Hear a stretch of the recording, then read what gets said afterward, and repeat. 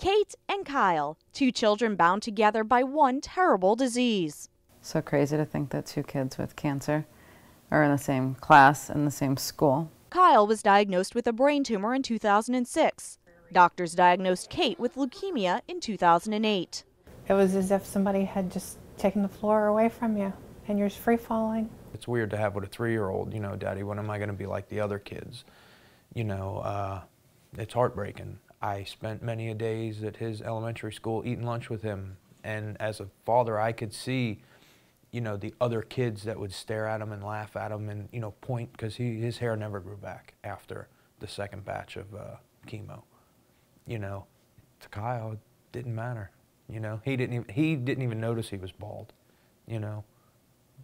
It's so when you see it that way, it's more emotional to watch.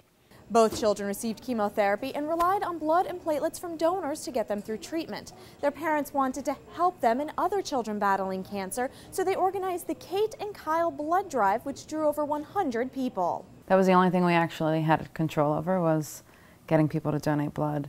And it was amazing to see how many people stepped up and were, it was what they could do. And it's what we wanted.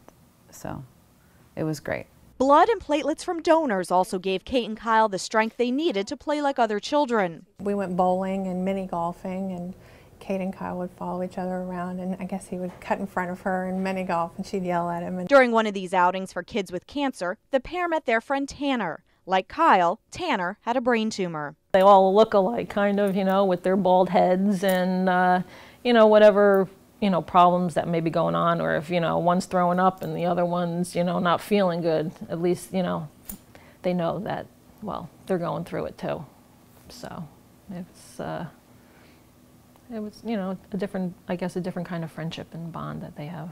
Unfortunately, the harsh reality of cancer hit these young friends when Kyle lost his battle with the disease in 2009. I would call childhood cancer the loss of innocence, because they lost their childhood. He always played Star Wars Legos. So these are all Star Wars Legos characters with his handprint off of a school project he did.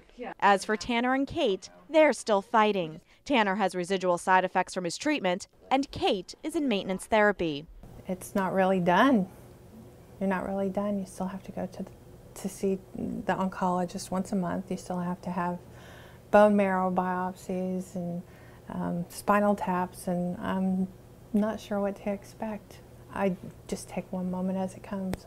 You can be a hero for these children and other children battling cancer by donating blood at the second annual Kate and Kyle Blood Drive. It's being held at Floresta Elementary School in Port St. Lucie on Saturday, March 27th from 9 a.m. to 3 p.m. I'm Nancy Gay for Florida's Blood Centers, where local heroes are saving lives.